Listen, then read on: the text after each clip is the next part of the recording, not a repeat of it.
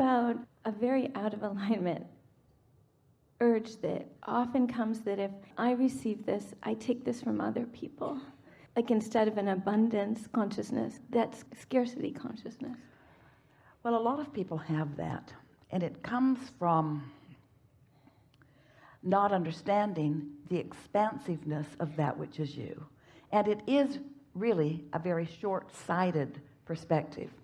And by that we mean it's looking at this pie or this pile that surrounds you and noticing that if you take a slice, that then there is one less slice for someone else to have.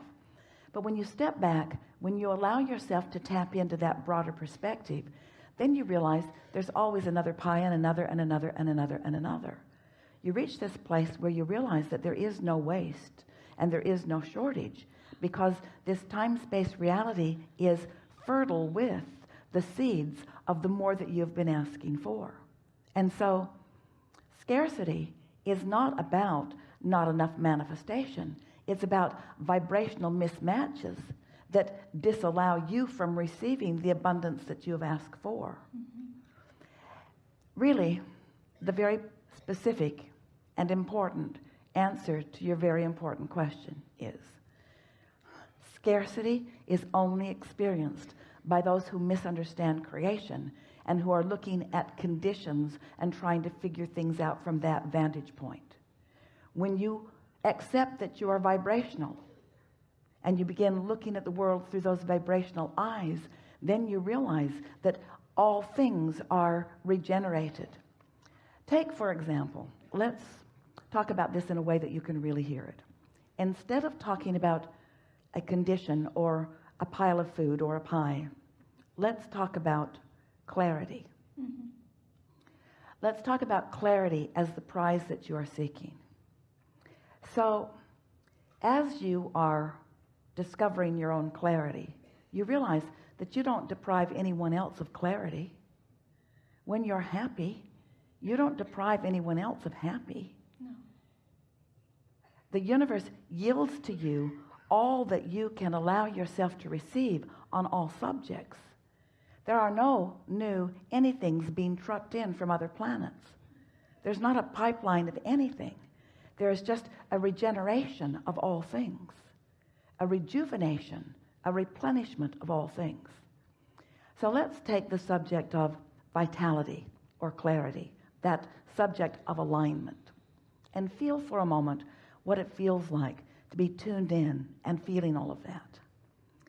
Now let's say, for example, that you're standing in a place of somewhat clarity and someone comes to you and they need something from you and you want to uplift them as best you can, and so you give service in the best way that you can, and they feel some relief from the service that you have given them. But then there's another and another and another and another and another. And so because you are determined to be the source through which their well-being flows, you don't replenish yourself. Instead, you're just doing your best to give them whatever it is nurturing that they need, but you don't replenish yourself. In time, you are depleted. There's nothing more for you to give. But if you are understanding that you have the ability to stay in that state of replenishment, then you realize that there's no ending to the vitality and the clarity that is yours, you see.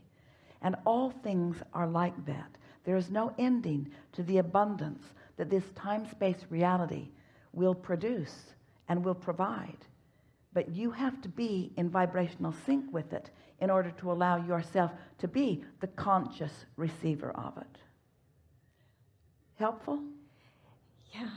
Is it easier for you to think about accomplishing clarity than it is about accomplishing a condition? Oh, yeah.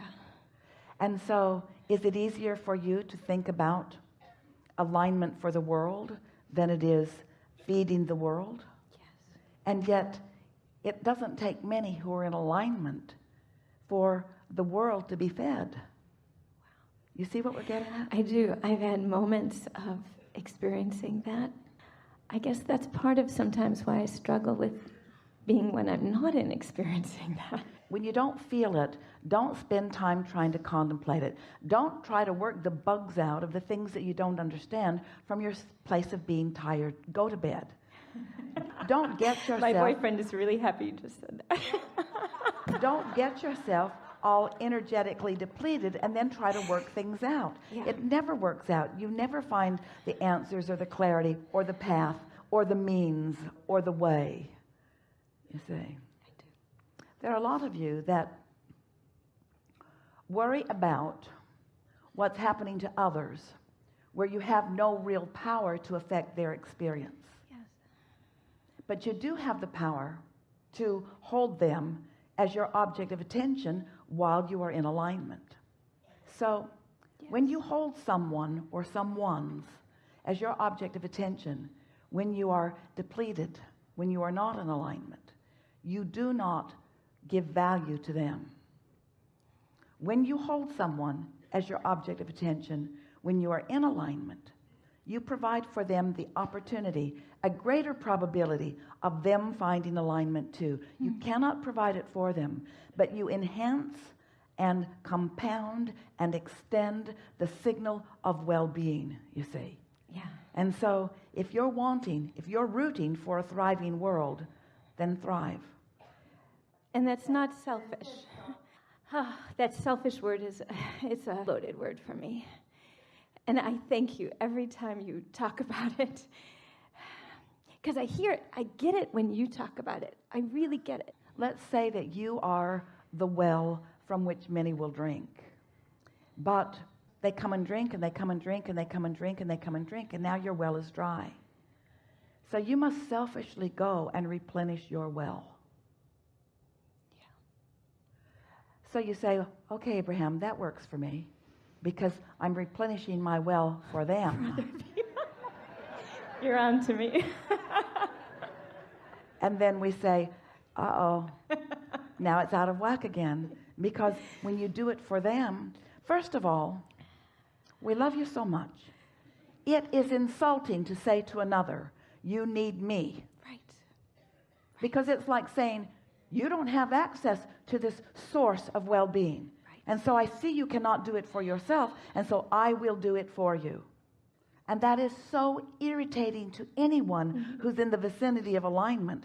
Those who are very far from it will just lap up all that you will give, but they will not find joy.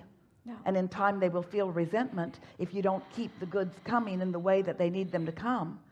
Because they've become accustomed to satisfying themselves in a way that is not sustainable. Right. See. I do. I see that so clearly. Like, as you're saying, I see it so clearly. And yet I feel like there's one piece that I still miss in my day-to-day. Like, I used to be really far out there, you know. Well, here's something that we're hearing from you. And we'd like you to accept what we're about to say next. Okay. Stop arguing for that limitation. Because every time you try to defend your position, you just disallow yourself from aligning with self. Yeah. In other words, isn't the ultimate selfishness being in alignment with self? All that you have lived, and we're talking about before this, but with this as well, you have accomplished a vibrational beingness that is beyond verbal description in terms of steadiness, confidence, self-satisfaction, love of life, appreciation, joy, known value, worthiness. It is a state of being that everyone seeks. And it's what you will experience when you make your transition. So that state of being is focused to and through you.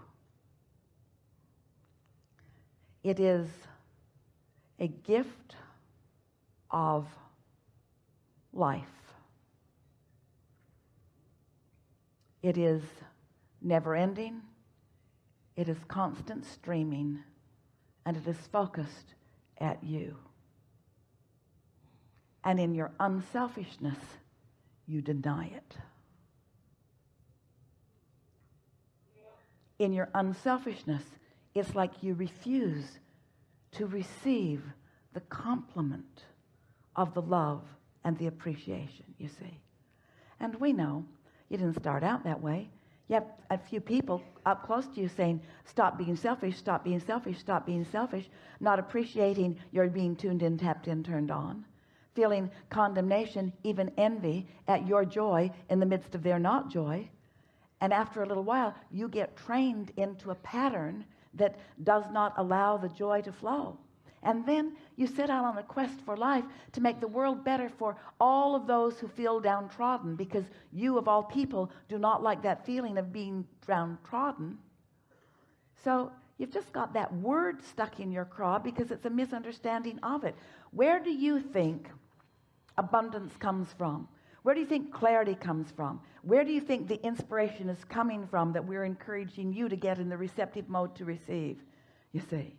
And so here is all of this that is being offered never-endingly, not just to you, but to all of you. It's not possible for you to receive more than what is being extended to you. You can't possibly be the receiver of what's being extended to the others. And your receiving of what's being extended to you can't possibly deprive the others, because their stream and your stream are not the same stream in that sense. Did you hear that? Yeah. In other words, I think I will be really confused today, because I've been clear-minded for so long, and I think it's time for confused people to have more clarity. So I'm just not going to use up the clarity. I'm going to be confused for a while. And I'm going to be sick for a while too, because I've been well. I've been so well for such a long time. And there are sick people out there that could use some wellness. And so I'm not going to use up the wellness anymore. I'm going to be sick for a while and let those sick people be weller. Well, it doesn't work out that way. You could deprive yourself of clarity and abundance of all nature and wellness, and others would not have more access to it because you denied it. In fact, they would be less likely to find it because there's one less demonstrator of how it works. Enough? Really good. Really good. Nice to know.